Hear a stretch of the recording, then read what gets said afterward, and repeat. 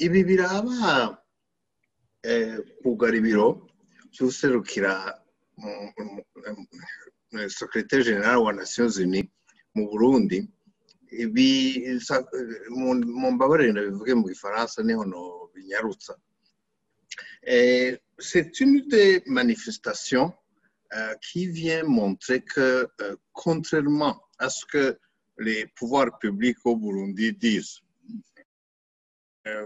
parce que vous vous souvenez que lors de la prestation de serment, lors de l'élection du président de la République, il avait dit que son gouvernement et lui-même allaient privilégier de bonnes relations.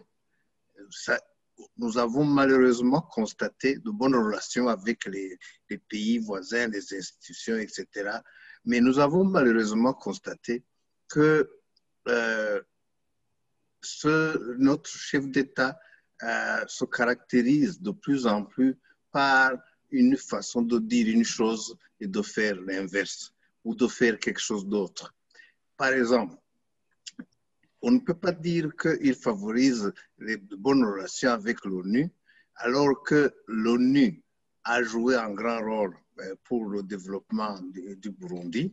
Parce que quand on parle de l'ONU, les gens se focalisent souvent sur les organes politiques comme le Conseil de sécurité qui regarde l'application des règlements et du respect de l'article 7 de la charte, donc ne pas perturber la paix et la sécurité internationale. Et ils oublient les organisations qui sont des branches de l'ONU, comme le Programme des Nations Unies pour le développement, l'Organisation mondiale de la santé, l'UNICEF, et j'en passe, qui sont des agences qui appuient massivement le peuple burundais à travers beaucoup de programmes qui nous aident à sortir du sous-développement.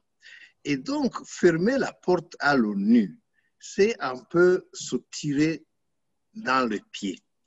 Et donc, ce n'est pas du tout ce que le peuple burundais veut. Et donc, ça, à ce niveau, c'est une marque de non-respect de la parole donnée. Et au point de vue diplomatique, l'ONU comprend peut-être qu'il y ait tergiversation du fait que l'équipe est jeune en affaires. C'est pour ça que le secrétaire général a envoyé un émissaire spécial il y a 2 semaines au Burundi pour dire, écoutez, nous n'allons pas discuter de votre décision. Elle est malheureuse, elle n'était pas la bienvenue. Nous n'avons rien fait de mal, nous n'avons fait que faire ce que nous devons faire.